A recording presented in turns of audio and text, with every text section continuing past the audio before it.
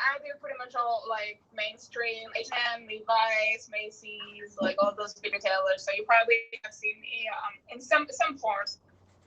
Amazing. Thank you so much for that. Eden, why don't you tell us about what you do and where you're from and where you live in New York now? Ciao a tutti, I am Eden Gebrselassie, born and raised in Milan, Italy, to parents from Eritrea in the Horn of Africa. I moved to America to pursue kind of the American dream and go to college, and I did international relations with a minor in French, thinking that I was gonna be like Martin Luther King or something like that. But I actually ended up in the sports and entertainment world. I have over 14 years of experience in sports and entertainment. And now I also have a strong passion in sustainability, and I am one of the founding members and COO of Project Sahai, a solar energy nonprofit. And I just have, I live in Harlem. Harlem has been a dream of mine since I was 12. Once I read the Malcolm X book and I learned about Harlem Renaissance, I've always been a lover of literature and history and Black history, and I think Harlem encompasses all of them. So I'm a proud, citizen of America, but also I'm very proud to live in Harlem. Yeah, I actually grew up in Harlem, and I grew up around the corner from the National Black Theater, and also a block away from Langston Hughes's house. So my parents still have their house there, and I think I've seen a lot of changes happen.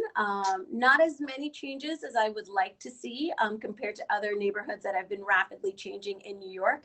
But on the block where my parents have their home, that's actually, if you guys are familiar with jazz, it's that picture, that famous jazz picture in Harlem in front of the brownstones. I don't know if you guys know about that picture. Anyway, it's a very, I'm sure everyone has seen it, but that picture was taken in front of my parents' house, which was, it's a really cool, fun fact about Harlem and my parents' house. Marion, tell us where you're from, what you do, and where you live in New York. Sure. So shout out to Italy. I'm fourth generation Italian. Been on a great time there. My grandfather was the first here from Italy and was an architect and built a lot of the churches in the tri-state area and contributed to building the New York MetLife building back in the 1900s. So my family's been here a really long time. I'm from the Bronx originally. I spent most of my first 30 years of life in the Bronx. And now I currently live in Brooklyn, in Windsor Terrace in Brooklyn. I'm a lawyer. I've been a lawyer for 20 years, mostly in litigation. So I'm that lawyer that goes to the courtroom, the one that you would see on television in front of a jury. I've handled lots of multi-million-dollar litigation. At this point in my career, I own my own law firm. So it's Conde Law Group PL. Best feeling in the world to be the owner of your business, whether it's a law firm or not for profit like Clementine has. I mean, to be in control of your life is the best thing in the world. Time to do the things that you really want to do.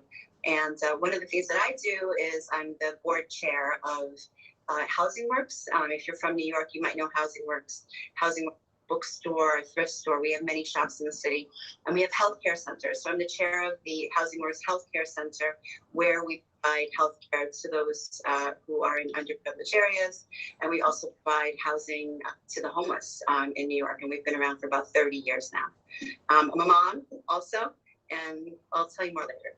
Nice meeting you. That's awesome. I didn't know you were the chair of Housing Works. When I was growing up, we would always go to their thrift stores. I have one on the Upper East Side. It was near my school, and buy stuff there.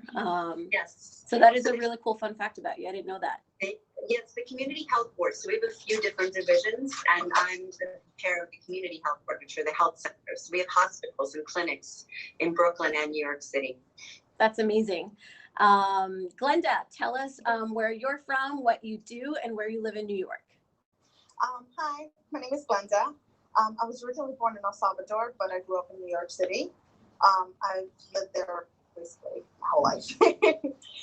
I am a cardiac ICU nurse at one of the hospitals in New York City. you know, I don't share anything on that. But, you know, I love living in the city. I love being a nurse. I love what I do. You know, there's been a lot of changes, you know, obviously since I was little that I've seen within the city, you know, so. How was it working during the height of the pandemic? Stressful, to say the least. You know, it was kind of scary times. We didn't really know what we were dealing with. You know, the hospital tried to protect us as best as possible, providing us the PPE that was available at the time. You know, it was very, it was just very kind of like in a disbelief of like, oh my God, I can't believe this is happening. But also kind of having to suspend that disbelief because you were needed to help, you know, people who were in distress, you know, who were literally dying, you know, of a disease that we didn't know exactly how it was acting. You know, we didn't really have, you know, we didn't have any cures for it, we didn't have any treatments for it at the time. You know, it was very challenging, and it was very, you know, again, stressful only because, you know, we were trying to protect ourselves, we were trying to protect the public, we were trying to protect our patients as well. But we got through it. So it was a very cohesive kind of thing because we always work together as a group between the doctors, the intensivists, you know, the nurses, the patient care associates, the nurse assistants. But we just kind of have to elevate that level of cohesion during the pandemic. Yeah, I mean, thank you. New York City has changed so much since the COVID pandemic, and thank you so much for everything that you're doing in the hospitals as first responders and as a nurse. It's humbling to see people in your position really work hard to slowly construct the fabric of the city again, because it was kind of lost last year. And you're doing extremely important work. And I myself am very grateful because I've been affected by COVID. We've had people in our life who've passed away, New Yorkers who've passed away. And it's just devastating for our families, for businesses, and for the city in general. Yes, it was. It's very, I mean, it was just amazing to see the city being so quiet during the times when we had to shut down. And, you know, I think that was one of like the most striking kind of things, you know, just as an aside from just, you know, everybody being sick and all that stuff. That was like one of the outside kind of hospital striking things that just seeing the city so quiet. Yeah, one of the things that I remember so vividly is I closed my office down for 5 months, but I still had to file cases, and my kids were not in school. So we would have to all drive to the city together, and, you know, my husband would stay in the car with the kids, and I'd have to go upstairs and put the cases together. But pre-pandemic, there's no way you can get into Midtown, and like you can't even double park in Midtown before the pandemic. And every single time I went in to file cases, we would get a perfect spot right in front of our office. And this is, you know, for me, incredulous because it was not something that we could do before. And my whole building was empty. There are 5 businesses that closed down in my building. I'm very, very thankful that we were able to continue working and provide excellent legal services to our clients here in the States and beyond. But it was, you know, New York is kind of like that temper child who's like out of control and like you never know what's going to happen. But like to see the city so one-dimensional and calm and just a shadow of who it was before was very, very striking for me, because I've had amazing, crazy experiences in the city that have marked me as an individual, and to see the city so one-dimensional was, you know, heartbreaking for me. Yeah. It still is. It still is heartbreaking because it hasn't come back. It's completely different now. Mm-hmm. It is. It's, you know, a lot of people at the time, you know, and they were scared, and I understand. You know, we were one of the first states that were hit like really bad. We had one of the first cases, you know, in the eastern, you know, in the eastern side. So a lot of people, they fled New York City. You know, and I remember seeing reports of like, oh, you fled New York City, you know, can't come back. You know, typical New York attitude. But you know, but you know, it just is what it is. That's just New York, you know. but everybody else, like, they try to help each other as best as they can. They try to advocate for. I know small businesses and restaurants especially have tried to advocate for themselves to try to open back in a safe manner. And we can only work within the bounds of the information that we have.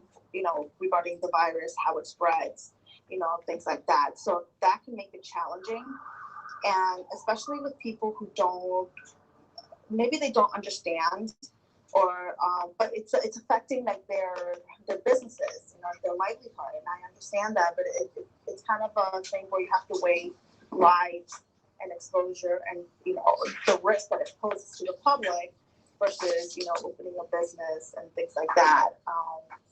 I know people were very happy when they were distributing the PPP, the payments for the small businesses and things like that. But what overshadowed it was the alleged fraud that's been going on, where you hear like these big businesses got a big chunk of that money, and then like the other businesses, the smaller businesses, they didn't get as much as they could have to try to supplement them through the shutdown. So it's that I feel like contributed a lot to just trying the challenges of trying to open up the city back again. So. But on a side note, like, I guess the silver lining of COVID is that there's been like a burst of small businesses of women who started to create their own businesses and sell online because nobody was, working in the traditional sense, like going to the office. And that is something that is extremely powerful, because seeing women in a position of power and leadership and having control and ownership of their finances and being emancipated, and understanding that, you don't need to necessarily work for somebody to obtain your goals, I think is very, very important, because I don't think that, at least in my experience, women are groomed or trained for entrepreneurship, which is something that I'm very, very passionate about. So let's move on to something a little bit lighter. I want you guys to talk to me about your favorite neighborhoods. Are you guys downtown people, uptown people, Brooklyn people? Is anybody gonna rep Staten Island? Glenda, why don't you go first? Tell me, what's your favorite neighborhood and why? There's so many. There's different neighborhoods that I like for different reasons. I've never been to Staten Island, so I'm sorry, Staten Island, I can't rep for you.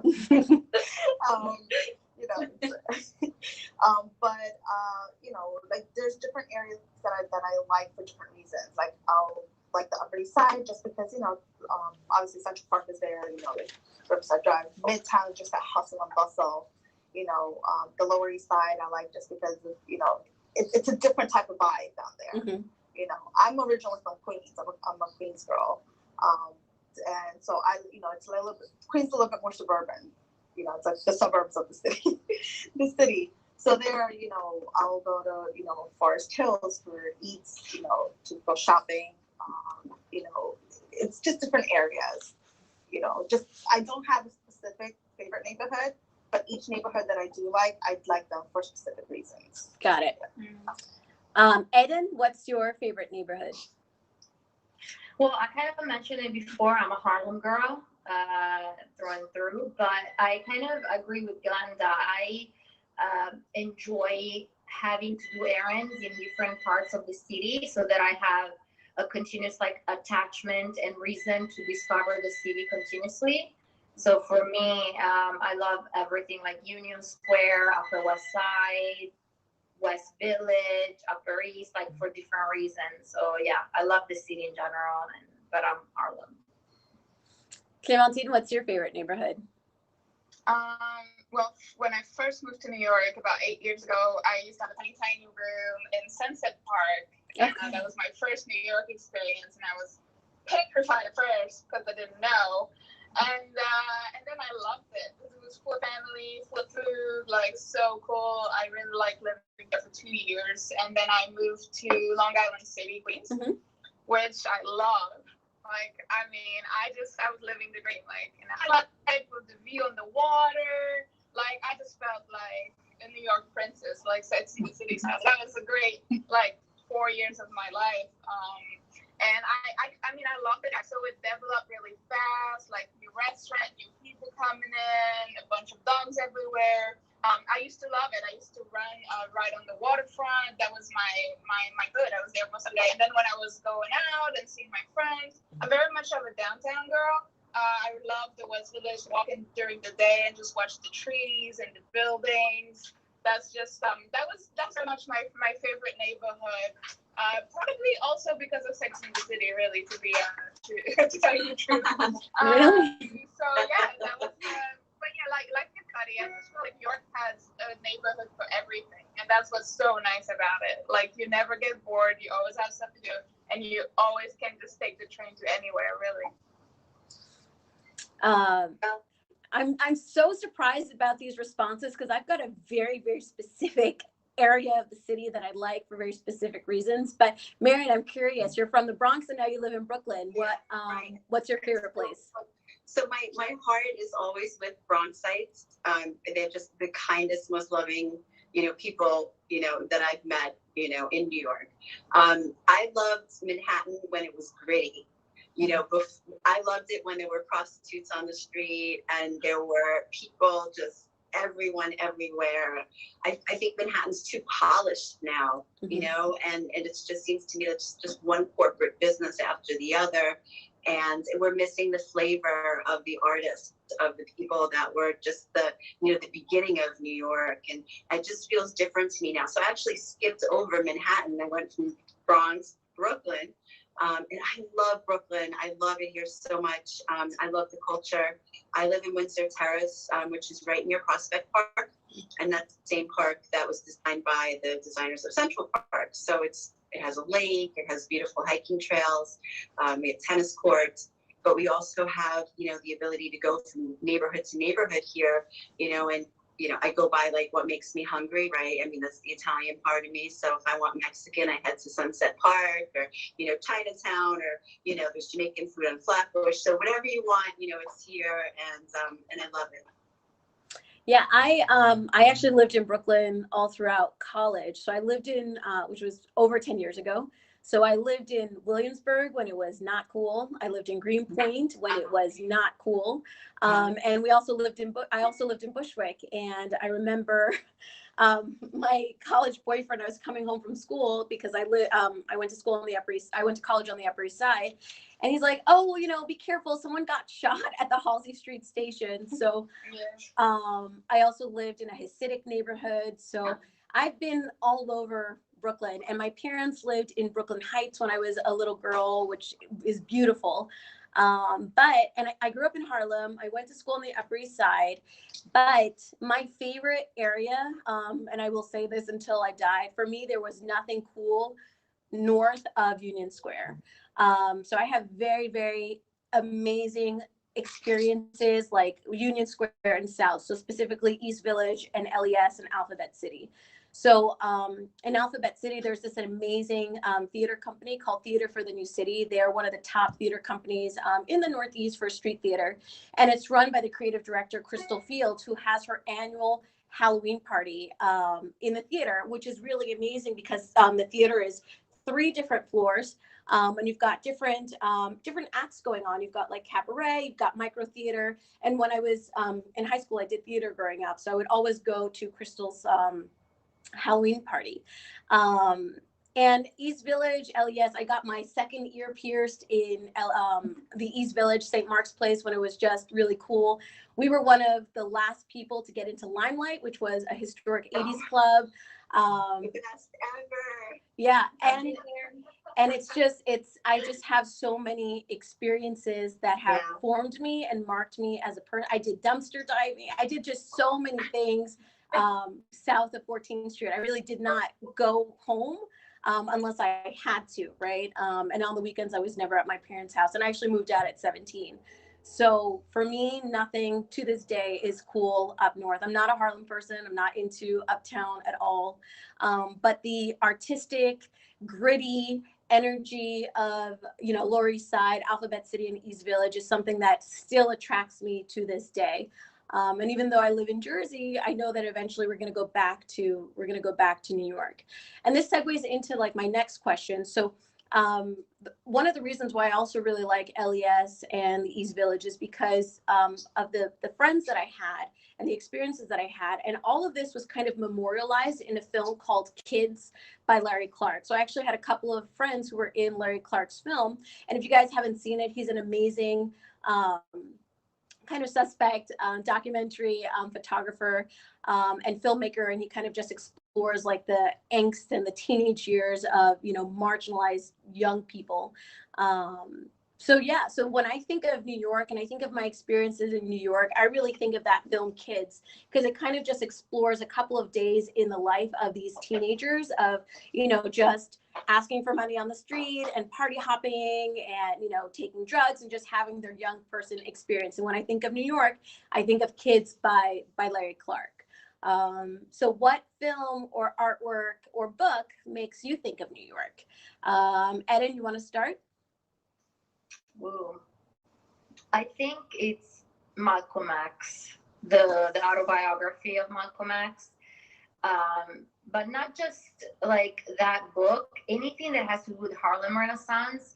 So the songs that come from that era, thinking about the Apollo, all of these things that have to do with that era and the culture are a great reminder of New York to me. You know, so I would say that mostly. Clémentine? Well, for me, growing up when I was like, you know, in my early teens, it was definitely Sex and the City. And then we have a few movies. I think it's called New York, the New York Je t'aime. I don't remember, French movie. They have 3 of them. And it's a French girl that, you know, living on her own in New York. And then she finds this New York guy and they move together in a lot. And they have like biracial kids. They're gorgeous. It's with Chris Rock, right? It's with Chris Rock. Yeah. Yeah, I've seen it. What's her name? Julie Delpy directed it. She's a woman for yeah. So good. And that was like such a French, like, you know, like a French girl, cool girl dream. And so, you know, I saw this movie when I first moved to New York. So I was like, this is what's coming for me. It's gonna be so cool. I'm gonna live in a loft. I'm gonna be such an artist. But I mean, nothing really happened, any of that. But definitely what inspired me and like the lifestyle of the French girl in New York. I love that. Marion? Saturday Night Live, you know, John Travolta, and the Brooklyn accents that everyone had, the energy, that the time capsule that we were living in, the music of that day, very New York. I agree. I love John Travolta. Mm-hmm. I love that film. Glenda? Usually when I see graffiti, because I feel like, you know, there's such great artwork, honestly, like graffiti artwork all around the city, you know, sanctioned or not. You know, it's always interesting to me to see such talent, honestly, because there's like some graffiti that you think it's like, you know, they've taken up the whole mural space, or even if it's just a small part of the mural space, it's such an expression of the artist. So usually when I see graffiti, I think of New York City, and I'm pretty good at distinguishing, you know, in movies when they have a shot of a city, mm-hmm. I'm pretty good at distinguishing. I'm like, okay, that's New York City, and then next thing you know, it's like a yellow cat passing by, or you see something about New York City. I don't know, maybe it's just I recognize it within the film or the TV show or something like that. But it's like if it's in another city and it's supposed to look like New York, you can tell. Yeah, same. Yeah. I'm actually. Yeah, actually, did you see the series like is it from the New York Times, Love Story? It's like on Amazon. Love Story, is that what it's called? I haven't seen it. No. Oh, it's probably something I should check out. Oh my gosh, I'm obsessing over it because all of it happens in New York, and it's taken from, I think, the New York Times Love Island. And every single story is different. I think there's 7 episodes, and I watched it like 2 or 3 times. Every time I watch it, and I'm in Miami, and I'm like, oh, I miss New York. It's so romantic. It's so beautiful. Oh my God, it's a must watch. It's amazing. Yeah. I'm actually really bad about that. I will just assume, like, if it's a film like that takes place in a major city, that it's New York. To me, there's nothing better than living in New York. I've lived in Paris, Rome, Modena, Napoli, Peking. I've lived in so many different cities, Austin and Texas. And to me, if you're going to talk about a big city, I'll just assume it's New York. Even if it's like Chicago or something, I'll just assume it's New York. Yeah. I think it just comes from the love that we have for the city. But do you guys like New York? I feel like New Yorkers have like a love-hate relationship with New York. Like, I don't know. Marion, do you like New York? I feel the city's a part of me. I feel as if, it's a person. And so, watching it go through, COVID, not to go back to the sad part of this, is I can really feel the sadness. I feel like the city lives and breathes, and it's part of all of us, especially if you've been here your whole life. I love it here. I love it. There are things that we need improvements on, but I don't think that there's any place in the world that we could live that we have this rainbow of cultures, all these beautifully diverse people that we can learn about and enjoy as we live here. So I for me, it's number one. I've traveled quite a bit, like you have. I haven't really lived anyplace else. I admire other cities, but this one I think is for me the best. Yeah. Eden, I saw you do the heart symbol. Yeah, you see that? Yeah, same. I mean, before That's my art. I traveled a lot. Oh, that's beautiful, Marion. Oh, thank you. Before COVID, I traveled a lot for work and then for personal reasons. And there's actually something physical that happened to me every time I landed here. Like, no matter where I landed in my whole life, like, I'm from Milan in Italy or Eritrea.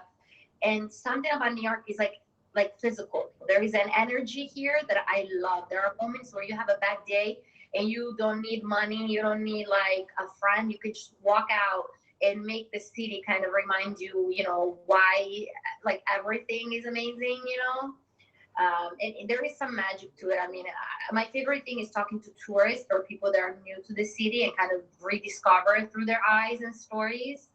And New York is a very generous city, just keeps on giving. So I personally love it. I just want to take a quick pause and shout out to everybody who's been saying hi to us on Haps. Hi, Pablo. Hi, Donald. Hi, Memo. Thanks so much for watching us live. Clementine, did you tell us if you love New York or not? Yeah, I left New York actually in February 2020. And it wasn't not planned. I kind of just had to leave, and I ended up in Miami, which I love. It's my favorite city in the whole world. But I do miss New York on a regular basis, especially that first 8 months where I couldn't really come back to New York at all because of the pandemic, and all of my work used to be in New York, so I was kind of stuck in Miami, which is the worst place to be. But yeah, I've been missing New York and the hustle and the work and running in between cabs and subway, and yeah, it's been a really tough few months where I couldn't come back, and actually now I've been coming back and forth between New York and Miami a lot those past few months, which is awesome. Finally, safe to do so, and yeah, I'm so grateful to have kind of the best of both worlds, because I get to just settle and chill and tan over here, and then I fly New York and the hustle starts, and I see all my friends, I eat my favorite restaurants, and then I come back here and chill again. So it's a pretty good mix for me, actually. That's what my parents say. They live in Miami. Glenda, do you love or hate New York or both? I feel like you. I feel like I have a love-hate relationship with New York. And it's kind of like, there comes a point when I'm like, oh my God, I need to get out of New York. It's like, it's a lot of hustle and bustle, a lot of you're like, I need a break. And you kind of go somewhere, and then you're there for a week, 2 weeks. After 2 weeks, you're like, I need to go home. I need to go back to New York. I need to be dodging the cabs. It's just something that you miss. It's just something, I don't know. It's like, it gets to a point where you kind of bubble over, but then once you go away and you simmer down, you're like, no, this is too slow for me. Yeah. I've just traveled for pleasure. I haven't traveled for business or anything like that. But there's, the other places that I've gone to, everybody's walking leisurely and things like that, and I'm just dodging past them. Yeah. And people like slow down. Yeah, The slowness, everywhere feels so slow compared to New York. Mm-hmm. I remember when I first moved here, I was like, what the hell is wrong with the people? Like, come on, like, let's go. And I mean, I guess I'm slow now too. But at first I was like, oh my God, I fucking hate it. I always tell my parents that they basically ruined my life by having me be raised in New York, because the bar is set so high now that like anywhere I go, I'm kind of comparing it to New York. It's the same with love. Like when you fall in love, it kind of, and you know what true love is, you're kind of like, oh fuck, like, you know, the bar is set so high. I don't know if I'm ever going to feel these things again or see these things again or have these smells again.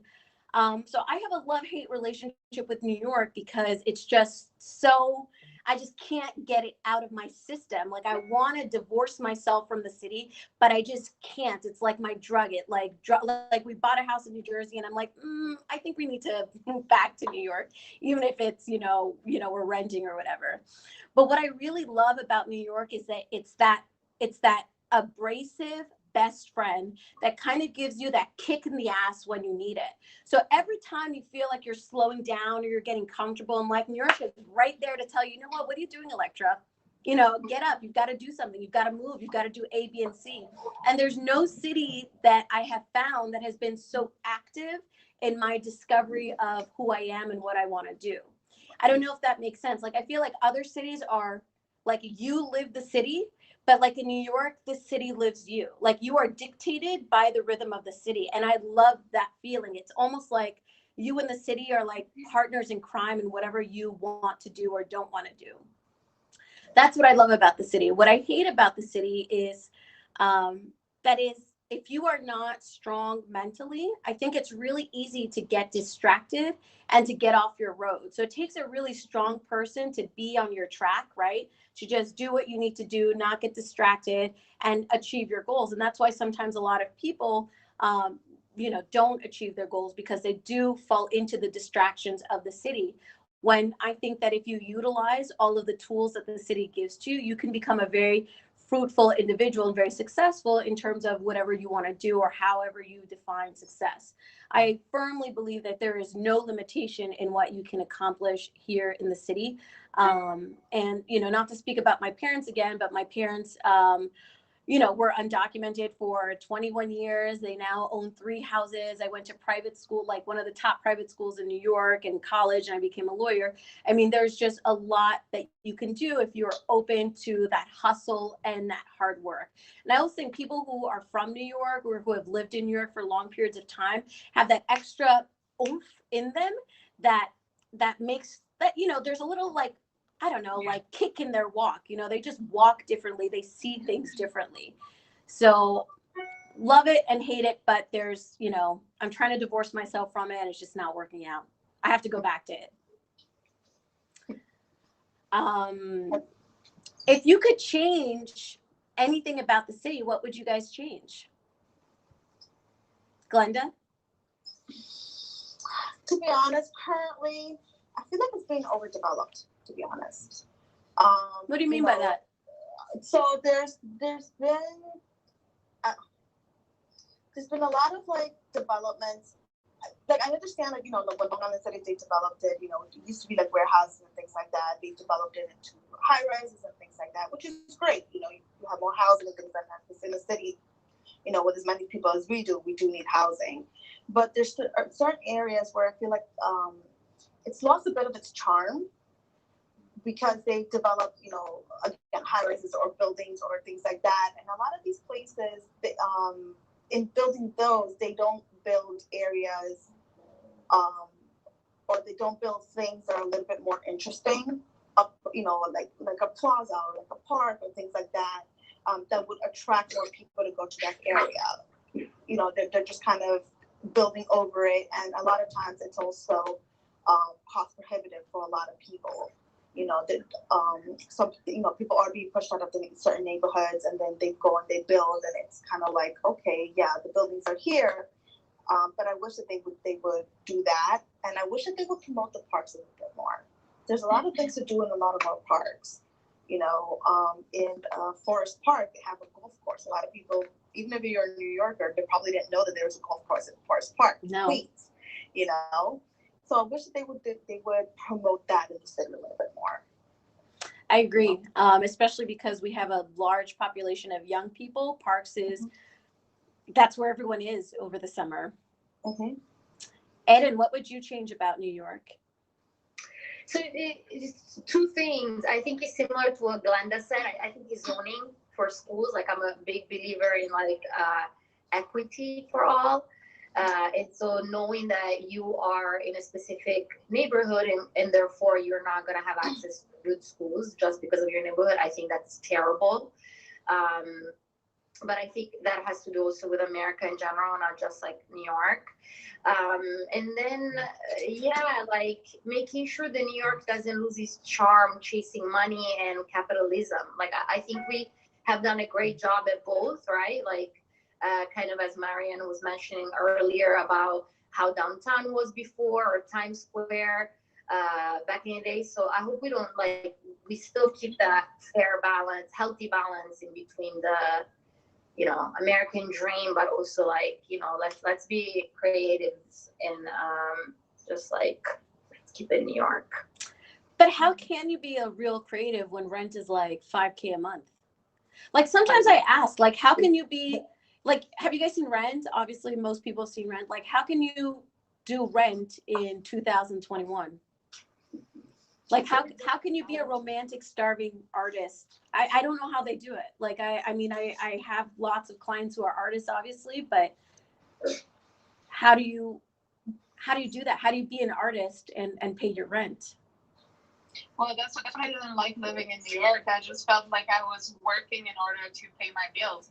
And that's one of the big changes that happened when I moved here. Instantly, like I didn't have to work nearly as much to pay my bills, and that's life changing because you have more time to actually pursue your dreams, goals, and plans for life other than just make the rent.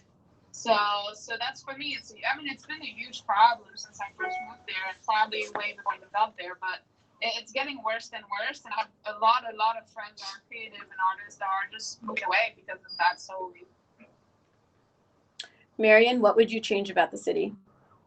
Well, I think we have dual crises here, and one of them is mental health, and that overlaps with homelessness. And I think in a city where we are so wealthy and there are so many real estate investors building and developing here, we should be making sure that we have enough housing at this point for everyone that's on the street. There's no reason that we can't provide a home for everyone. There shouldn't be homelessness at all. There shouldn't be people starving in the world or, in a city like New York, right? And then when it comes to artists and let's say more middle income people, we should talk about ways that we can adjust rents to meet their salaries so that we can keep our artists here. I mean, they're the breath and the heart of our city. People come from all over the world to watch our shows, to hear our concerts, to go to our galleries, right? And we got to keep them here. We need them here. So until investors start seeing the value of the artists, we're not going to be in the place that we need to be here in New York. I agree. I think that though, in spite of the high rents, you're still going to attract the top talent to come to New York because this is just the international hub for finance, the arts, business. People will still come. And you know what happens and what will continue to happen is that people will make sacrifices and will start to let go what is normal. Like it is very common in New York to see like a 40-year-old person or a 50-year-old person, in a single room occupancy or in, living with roommates. And that's like the dangerous part of New York. That's what I mean about the distractions. Like people will sacrifice, basic living, like normal living conditions to live in New York. So I don't think that I don't think that they're going to create housing that is for people who make low income. I think that what needs to happen, and what's a more accurate, probable change is to make sure that employers pay people appropriately. But the problem with that is there's just so much competition in New York that you will always find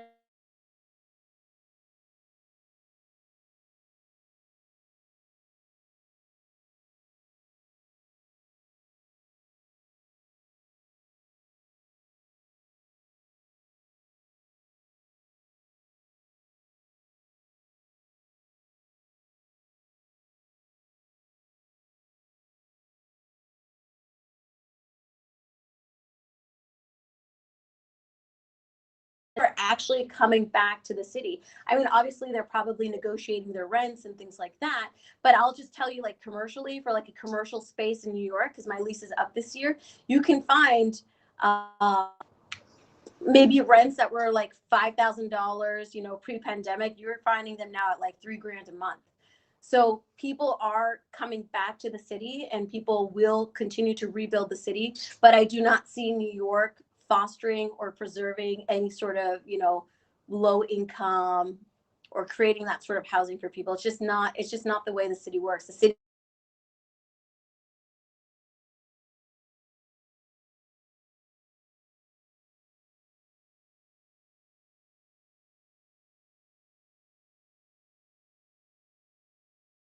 just focusing on work, right? That's why people come here, for work.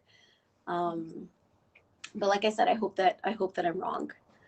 But in any event, what is your favorite New York moment? Marion, do you want to tell us? Sure. And so, you know, I have the painting behind me. I don't usually have it on this wall, but I put it there because you wanted to talk about New York. And so the painting was, I did during one of those, you know, sip and paint classes, you know, in the city, so in Williamsburg, and it was around Valentine's Day this year. The building itself means the world to me. I started out in the Bronx. I've worked hard as hell. Don't necessarily health. I had to really, you know, make my way up in the world. And I always felt like I was chasing the ability to buy a home, even into my 40s, wondering if I would ever be able to afford a home in my city, a house in my city. It was always 10 steps ahead. And so I had a big medical malpractice case and, you know, some settlement money coming in. And I put in an offer for my first house here in Brooklyn, the one I'm in right now. And I was standing on top of the Empire State Building when the call came through that my offer was accepted. So it was this moment where I was, you know, looking over the entire city. I could see Brooklyn out there, and being told that, wow, this moment had finally come, and it couldn't have been better. But, you know, standing on top of the Empire State Building. That's amazing. I think that feeling is felt and echoed by so many people who are from the city, who, you know, you grew up here, you live here, but sometimes it's just so hard to buy property. Like my husband worked on the Hudson Yards. He did the vessel, and, you know, just for fun, I went to go look and see like how much condo costs there. And for a two bedroom, two bath, you're looking at $15 million. That is wild. So if you have two kids like we do, like, what are you going to do for $15 million? You're going to have them share a room.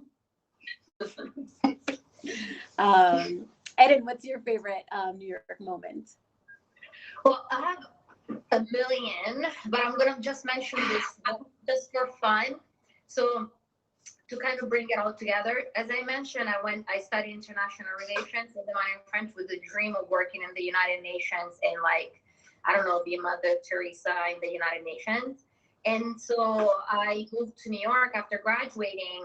I studied in Virginia, and I was still a waitress to just round up money, as we all are saying that everybody needs money.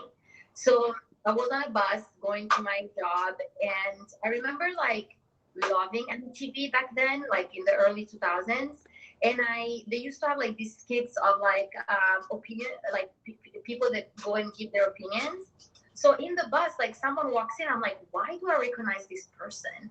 And he was Joe Levy, the then chief editor of Rolling Stone magazine.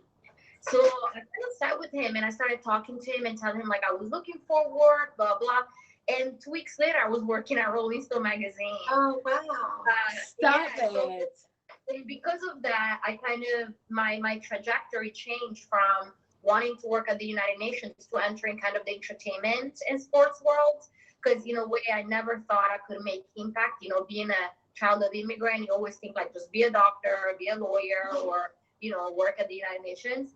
So I Rolling Stone magazine, I was like, oh, wait, there is an impact. Like I can actually have fun and make an impact in this world. So that's my one of the highlights of my life. That is a true New York moment. That is serendipity, hustling, luck, all in that. Do you remember where you saw him? Were you on the subway, on the bus? Which bus? On the bus on Fifth Avenue. I can't remember. That's M5. I think that's the M5. The bus. Yeah, that's crazy. That is a sign to everyone who's watching that opportunity is everywhere. You just have to take a risk and talk to somebody that looks familiar to you. When I was a little girl, I saw Drew Barrymore on the street, and I went up to her and I'm like, can you help me with my acting career? I do theater. And she said no. So at least I tried. Clementine, what's your favorite New York moment? Oh, there's so many, but I would say like every sunset from the east side, like looking at the city, is just like so amazing. And like the New York nights, like I remember so many nights like deciding not to take the subway and just walk the streets because there was not that much people, and the smell was different at night and the sounds are different, and running into those like musicians in the subways that just make your night, even though you didn't have a great night, like they kind of turn it around. And also things that are only just like so special to New York and you can't find anywhere else. Like those are super New York moments for me. Glenda? I remember one time I just got off work and I had a relatively difficult night and I fell asleep on the subway, which I know I shouldn't do as a female in New York, but I fell asleep and I got off at the wrong stop.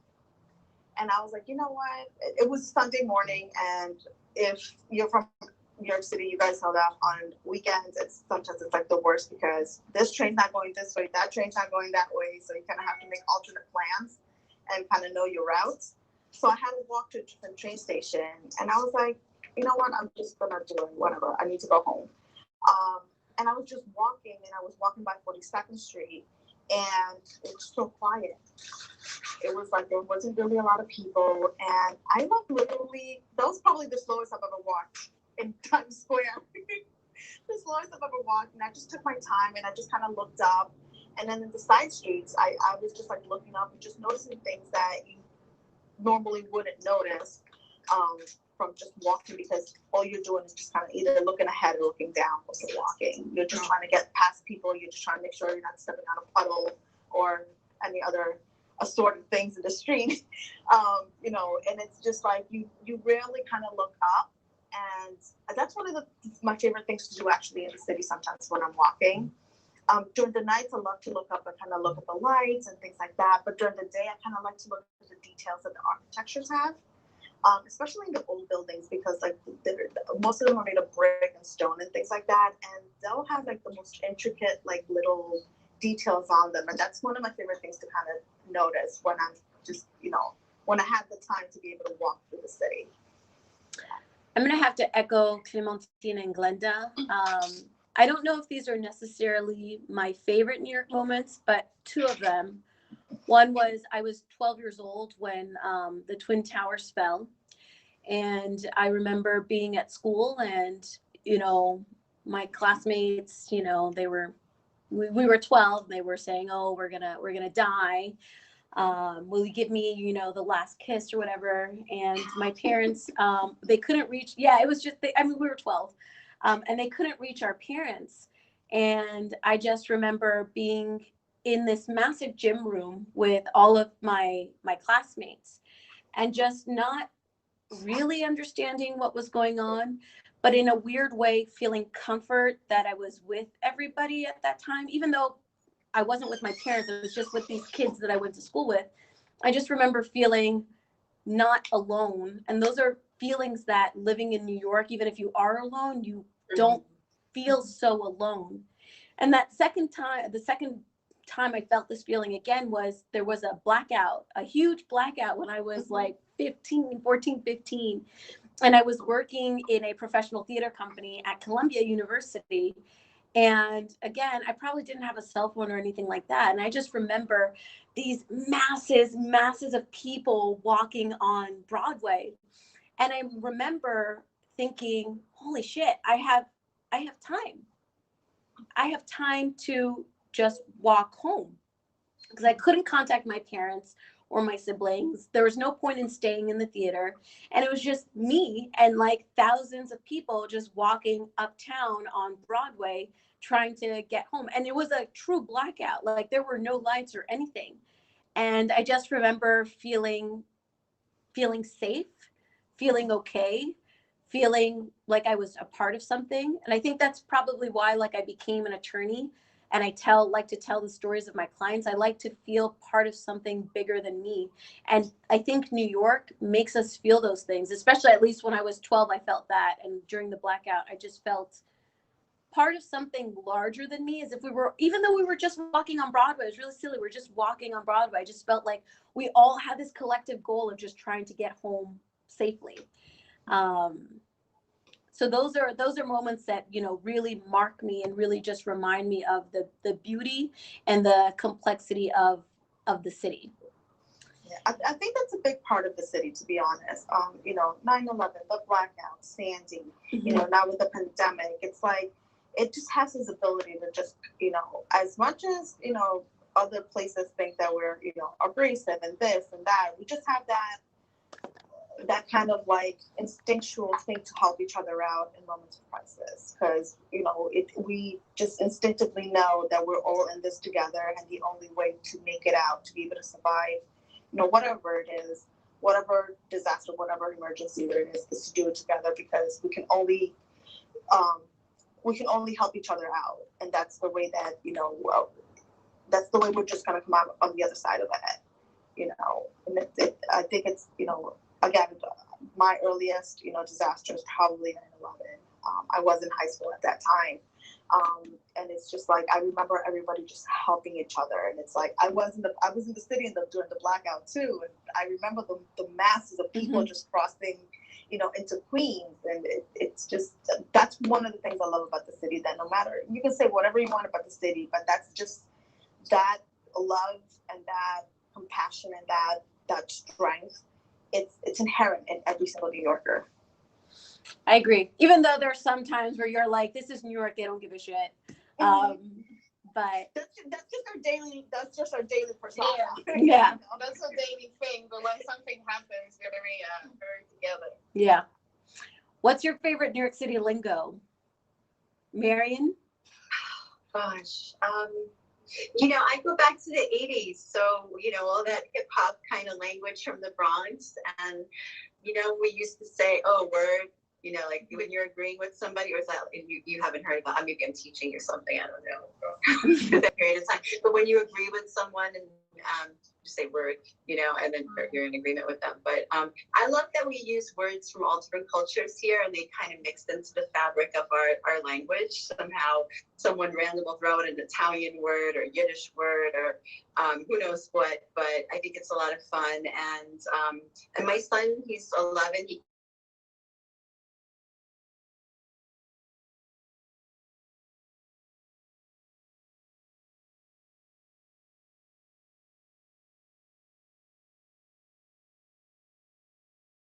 But I love the accent. Like when someone would say coffee or you know, like I love that, you know. And I love like literally the different neighborhoods. Like the different neighborhoods, and there's like different swag depending on like which neighborhood you're in. So I love that. Clementine? I don't really know about the lingo, but for me, it's more like I love the direction and the street and how we, you know, like corner of this, that, and like street and avenues. And that's something I kept moving here, and nobody says that around here. So that was like, got me like kind of weird. And I feel like, you know, I'm from New York. You know, not like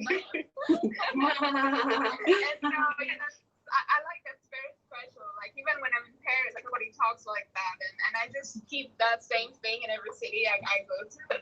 That's something I love about New Yorkers. Like we just understand each other with the few words possible. Glenda? Yeah. I mean, there's a couple.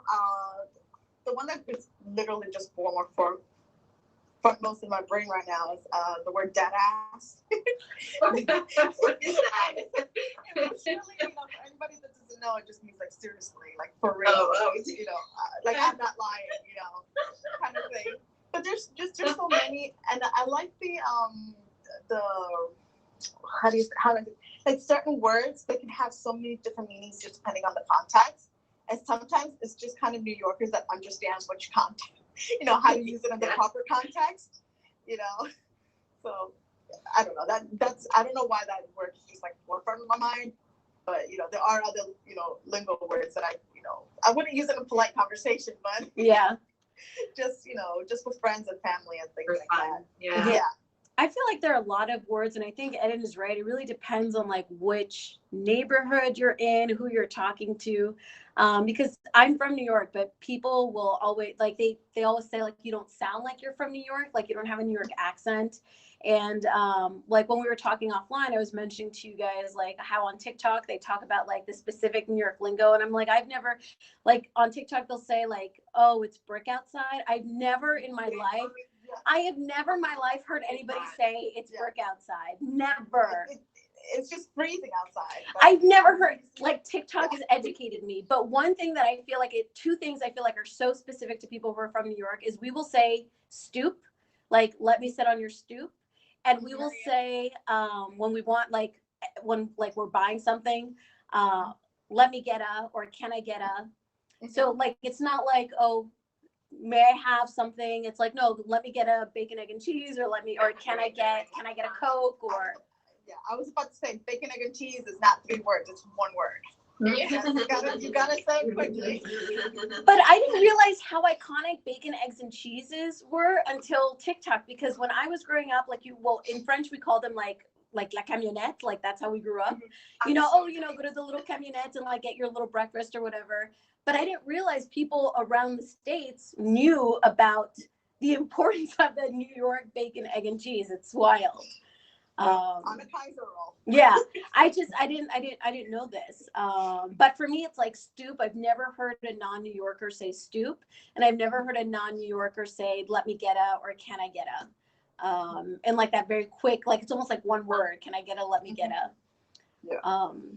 But yeah, we've been talking for an hour, and I really, really loved hearing about everyone's perspective about New York. And I'm very pleasantly surprised that all of us have confirmed the wonderfulness and the beauty and the complexity of this city. And before we leave, can you guys give your top 2 tips for people who are moving to New York, like things that they should know, like if they should stay off Craigslist, if they should go on whatever website? What are your top 2 tips for moving to New York and being a New Yorker? I'll go first really quickly. So when I was in high school, I lived religiously by this book called The Cheap Bastard's Guide to New York. It's 3 o'clock. It is fantastic. It just gives you, I think right now they're on their 5th edition. Get that book, because that book will tell you about the art openings going on, where you can get like free wine and cheese at different art openings, which are the best bookstores for the cheapest prices, what you can do for free or for really cheap. Number 1. Number 2, if you're into the arts, and I am, there are standing room tickets at Lincoln Center. So you can actually go to the opera and pay. I used to pay like $15 to pay for standing room tickets. And then everybody leaves after the first act. So you can actually go and sit down. Another tip is the ballet, the American Ballet. You can buy, if you're under 30, tickets for $30, but you have to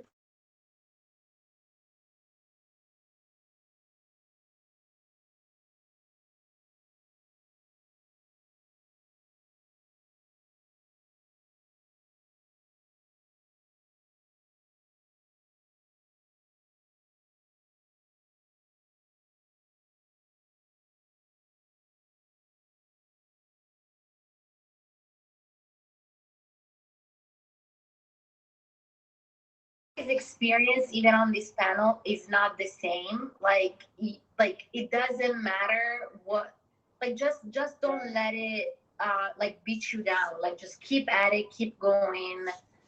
So that would be my main advice. Like just don't give up. That's the whole point. Like don't give up. New York will respect you once you put down and you come back up. So don't give up. I agree. Marion? I would say that we have a ferry boat system that's incredible called Fast Ferry. and you can hop from, borough to borough on a ferry boat and get to see New York from the water. And I would recommend going to our beaches and our mountains. It's a beautiful state, and we have beautiful beaches here, and we have amazing skiing or hiking, just an hour or two outside the city. So explore. I agree. Glenda? Learn the subway system. It can help you tremendously. Yeah. Okay. Learn the subway system. Learn the closest bus routes to wherever you're staying. That will help you also to get home. And much like Marion said, explore. Go to the museums. For certain museums, you don't have to pay to go in. You can just give a donation. Please consider donating. You don't have to go. I know that the Bronx Zoo, I think on Wednesdays, it's like free to go. Like go to these places where you don't think to go. It doesn't have to be like tourist traps or tourist areas where you have to go, but just kind of go out a little out to the boroughs, and you'll find amazing things that that you're just gonna enjoy yourself, have a blast at. On that note, the Met is donation based, meaning even though their suggested donation is $25, you don't need to pay that to get into the Met. I've seen people pay a penny to get into the Met, and don't feel bad about not donating. They get federal money. Yeah. So you could definitely go to the Met for like $1. Every time I go, I think I only pay like $5. Yeah. So I think we lost Clementine, but we've been here for over an hour. Thank you guys so much for participating. Thank you everybody for watching, both on Facebook and on HAPS. I really, really enjoyed this conversation, and I really enjoyed the whole Women's History Month profiling and having discussions with different women from all different parts of the world, from all different parts and walks of life. I hope that you have learned everything these 4 weeks that we've been having a conversation. And if there's anything that the guests want to say, any parting words? I want to say thank you to you, Elektra, for being so creative in the way that you're living your life and running your law firm. I love that you add music and the arts and all these daily successes that you have for your clients. We've been taught as women not to brag too much about the work that we do, but brag. You're doing awesome work, and you're entitled to be proud of the work you're doing, and I'm very proud of you. Thank you so much, Marion. Thank you. Thank you just for inviting us, and then just like similar to what Marion said, just kind of getting out of your just lawyer zone and including other people within your world, but also being so interested in joining others, just so that everybody learns a little bit from everything, and it's just our education's a little bit more rounded. I agree. My goal is to be a multidimensional person. Yeah, same here. Thank you for the platform, and keep up the good work. Thank you so much. Thank you, everybody. Thank you all for watching. Nice meeting you, Glenda, Marion, and Clara. Thank you. Ciao. Ciao. Bye, everyone. Ciao.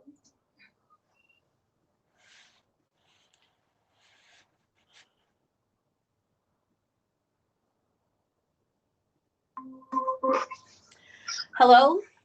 Hey, Elektra. Hi, I'm so sorry I'm late. I was in a roundtable discussion, and we just finished right now. Okay, all right. Just to introduce you, this is Lisa, my wife. Hi, nice to meet you. Samara, our 6-month-old daughter. Oh, congratulations on your growing family. Yeah, thank you. Cool. All right. So you saw our resume, and I did. Yes. I did. So, yeah. Do you have any questions? Well, first I want you to tell me a little bit about what's going on. I wasn't sure if you guys are Canadian residents or Canadian nationals, because that has. We are both permanent residents, so we are not Canadian nationals. So our citizenship application is in progress at the moment. Do you know when you guys will become nationals or citizens? I think we submitted last June, so we expect it to be done by this June.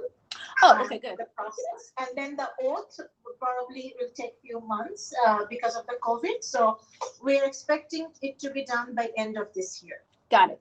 Okay. The reason why I'm asking is because both of you, are you Indian? Are you Indian nationals? Bangladesh. Oh, you're Bangladesh. Okay. All right. I'm sorry. I assumed. Okay. So who is interested in pursuing the green card? Just so that I could.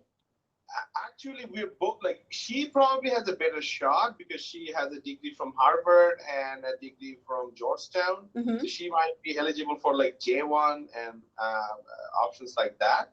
On the other hand, I have experience in production manager for over like I've been working in Vancouver VFX and animation industry for over 7 years. Mm-hmm. And I know that a colleague of mine who was looking into like a green card opportunity, and he's a Canadian, but he has like similar experience as I am, and he was saying that like you can actually now process the green card, and it costs like $10,000 or something like that. And he was saying that that's why he didn't pursue. So we're both kind of interested, but I think it's... And also we would like to hear your advice. Who do you think have better shot at getting it? Yeah. Okay. So let's talk about the green card first, and then we'll talk about different visa options, because that might be of interest to you while you develop your professional profile. So for the green card based on employment, there are 3 different types of green card based on employment. The first one, probably you have heard of, is called the PERM application. The PERM application requires an employer to sponsor your case. So for the PERM application, we need a job offer. But part of the process is what we call recruitment. So the employer actually needs to put out a job offer in 3 different publications so that U.S. citizens are entitled to actually apply for the position. Should a U.S. citizen be qualified, then we have to restart the recruitment process all over again. Okay. But usually we draft the job description so that it's very, very specific to your profile, so that very few people will have the achievements that you do. Once recruitment is done, we need to go to the Department of Labor. The Department of Labor needs to certify and confirm that the company is financially sound to be able to sponsor you, right? They have the funds to actually pay you. And number 2, that the salary that you are making is an appropriate salary. The reason for this is because in the past, the 80s, the 90s, employers were taking advantage of foreign nationals and not paying them an appropriate wage. So we need to make sure that the prevailing wage that you are given from your employer satisfies the Department of Labor requirements. After that has been satisfied, we submit the whole petition. So the whole process for this takes between 6 to 8 months. Once your case has been pending for 180 days with employer A, let's say you get a job offer from employer B, you can port your green card case to that second employer as long as you're still working within your field. Okay, so because you're more of a creative person, Wahad, is that how you pronounce it? Wahid.